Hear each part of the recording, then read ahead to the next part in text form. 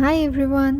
আসলে মন ভালো করার জন্য হলেও মাঝে মধ্যে ট্যুর দেওয়া দরকার। দেন সেই ক্ষেত্রে আমরা চলে গিয়েছিলাম কক্সবাজার। স্লিপার কোচ নেওয়া জার্নিতে তেমন একটা অসুবিধা হয়নি। খাওয়ার জন্য এখানে টুকটাক জিনিস নিয়ে নিয়েছিলাম। আমরা রওনা দিয়েছিলাম 15 তারিখ রাত্রে। তখনও জানতাম না যে দেশের এইরকম একটা পরিস্থিতি হবে আর আমাদের সেখানে আটকে থাকতে হবে। এটা অবশ্য একটা নতুন অভিজ্ঞতা ছিল, বলা যায় আমাদের ডাবল ট্যুর হয়ে গেছে। আমরা মূলত 4 দিন থাকার উদ্দেশ্যে রওনা দিয়েছিলাম, বাট সেখানে গিয়ে আমাদের 8 দিন থাকতে হয়েছে। আসলে ট্যুরিস্ট স্পট বলতে বাংলাদেশে কক্সবাজার বললেই অন্যরকম ফিলিংস চলে আসে। আমরা মোটামুটি 12টার দিকে সেখানে পৌঁছেছিলাম, যদিও আমাদের আগে থেকে হোটেল বুকিং দেওয়া ছিল না। দেন যে হোটেল কলরে চেক ইন করলাম, অ্যান্ড এই হোটেলে তোমরা পেয়ে যাচ্ছ free complimentary buffet, swimming, free wifi, gym, সাথে আরও অনেক কিছু। তো এই হচ্ছে হোটেলের বেলকনি থেকে ভিউ। আমরা আরেকটা রুম নিয়েছিলাম যেটাতে ছিল বিচ ভিউ। অবশ্যই এটার প্রাইস একটু বেশি পড়বে, এখানে রুম অনুযায়ী প্রাইস নেওয়া হয়, বাট সর্বনিম্ন তোমরা 3000 টাকা থেকে ওয়ান নাইট স্ট্যান্ড করতে পারবে। তো আমরা যাওয়ার পরই হালকা ঝিরিঝিরি বৃষ্টি শুরু হয়ে গেছিলো, হালকা বাতাসও ছিল, ওয়েদারটা একদম জোস ছিল। তো মন ভালো করার জন্য এরকম পরিবেশ হইলে আর কি লাগে। কক্সবাজারে এর আগে অনেকবার গিয়েছিলাম, কিন্তু বৃষ্টি এই প্রথমবার দেখলাম। দেন চলো তোমাদের রুম ঘুরে দেখাই। শুরুতে এরকম বড় সড়ো সাইজের ওয়াশরুম ছিল, এখানে টি ব্যাগ, সুগার, ইলেকট্রিক কেটলি আরও অনেক কিছু ছিল, ফ্রিজে কিছু ছিল না। দেন হেয়ার ড্রায়ার। এইখানে অবশ্য একটা আলমারি ছিল যেখানে তোমরা নিজেদের কাপড় চোপড় সুন্দর করে গুছিয়ে রাখতে পারবে, সাথে সেফটির জন্য একটা লকারও ছিল।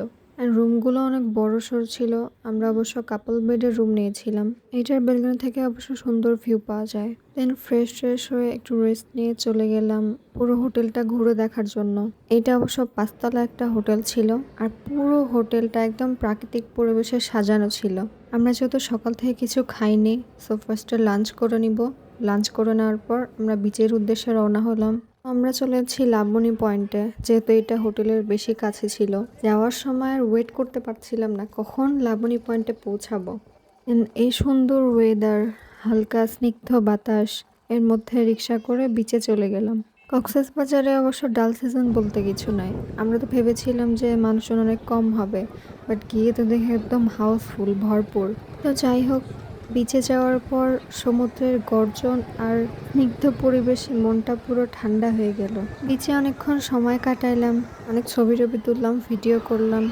আসলে আমরা এমন একটা সময় গিয়েছিলাম যখন ওয়াইফাই, মোবাইল নেটওয়ার্ক কিছুই কাজ করছিল না, বলা যায় পুরো নেটওয়ার্কের বাইরে চলে গিয়েছিলাম।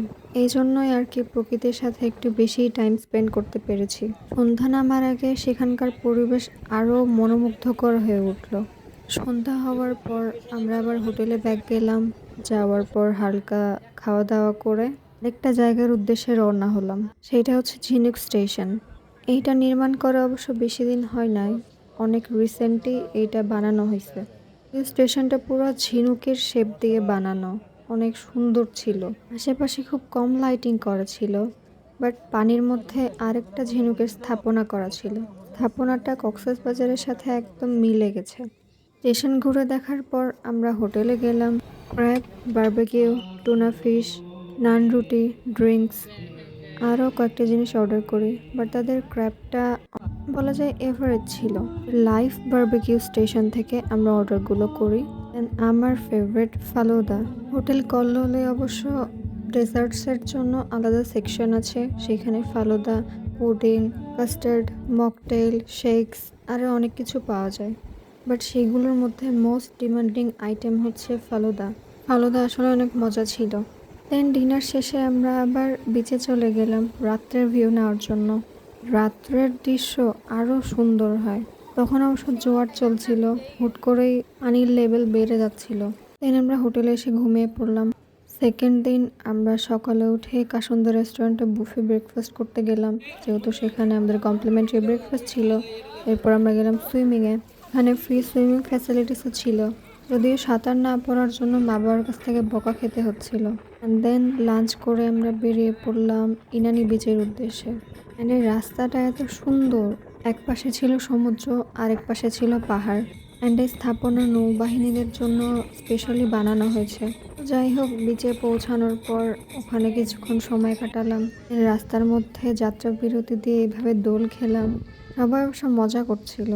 আসলে সমুদ্র তো একটাই, কিন্তু বিভিন্ন পয়েন্টের বিভিন্ন নাম থাকে অ্যান্ড পয়েন্টগুলোর সৌন্দর্য একেকটার একেক রকম। যেমন ইনানি বিচে প্রবাল পাথর থাকে যেগুলো দিয়ে পা কেটে যাওয়ার সম্ভাবনা অনেক বেশি থাকে। তো এখানে খালি পায়ে না যাওয়াটাই বেটার। দেন এই ভিউটা আসলেই অনেক সুন্দর ছিল। সারাদিন ঘোরাফেরা শেষে টায়ার্ড হয়ে হোটেলে ফিরে আসলাম।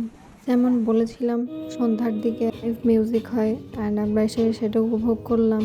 অ্যান্ড ভাইয়াটার ভয়েসও অনেক সুন্দর ছিল। চলো তোমাদের একটু শুনিয়ে দেই।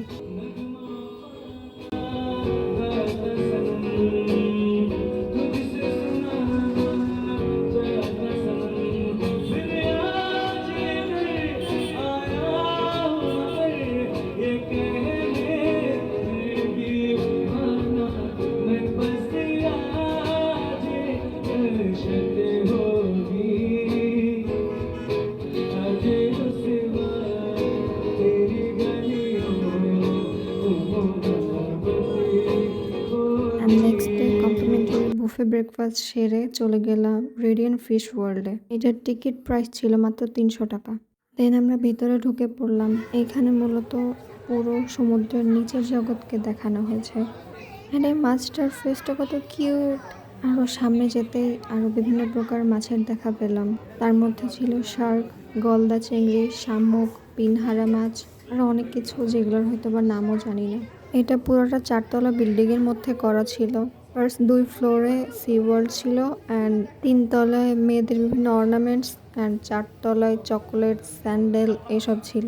অ্যান্ড আমার কাছে ফিশ ওয়ার্ল্ডের জিনিসপত্রের প্রাইস নর্মালের থেকে একটু বেশি মনে হয়েছে, যেটা বুঝতে পারলাম চকোলেট পারচেস করার পর। অ্যান্ড এখানে 3D সিনেমা আর ফিশ থেরাপিরও ব্যবস্থা ছিল, যেগুলো অবশ্য পেইড। আর এখানে একটা বাচ্চা আর একটা মা জেলি ফিশ দুষ্টামি করছিল। ফিশ ওয়ার্ল্ড থেকে আমরা ডিরেক্ট হোটেলে চলে আসি। দিন দিন পরিস্থিতি আরও খারাপ হয়ে যাচ্ছিল। একদিকে নেটওয়ার্ক অফ, অন্যদিকে মানি ট্রান্সফার হচ্ছিল না। তার উপর আবার হোটেলগুলো সব বন্ধ করে দিচ্ছিল আস্তে আস্তে। অনলাইনে বুকিং দেওয়ারও কোনো অপশন ছিল না। তখন অবশ্য সেনাবাহিনীরা প্রোটেকশন দিয়ে ঢাকা অব্দি পৌঁছে দিচ্ছিল। অনেক তো ঘুরলাম, এখন 8 দিনের মাথায় বাসায় যাওয়ার পালা। যদিও বেশি কিছু শপিং করতে পারি নাই। এখানে 4 রকমের আচার, বেড কভার, ক্রিস্প নাট এইসবে নিয়েছিলাম। বাই দ্য ওয়ে, বেড কভারটা কিন্তু সুতা দিয়ে কাজ করা না, পুরোটাই কাপড়ের। আরও নিয়েছিলাম মণিপুরীদের ঐতিহ্যবাহী জামা। এই টাফ সিচুয়েশনের মধ্যে এর চেয়ে বেশি কিছু আর শপিং করা পসিবল হয়নি। আর এখানে কিছু অর্নামেন্টস নিয়েছিলাম আর আমার পছন্দের 2টা লকেট। 2টার মধ্যে কোনটা বেস্ট এটা কিন্তু কমেন্ট করে জানিও। তারপর এই শামুকটা নিয়েছিলাম অ্যান্ড দ্য লাস্ট ওয়ান এই চকলেটটা। তো এই ছিল আজকের ব্লগ। কেমন লাগলো জানাতে ভুলবে না। Till then, bye by.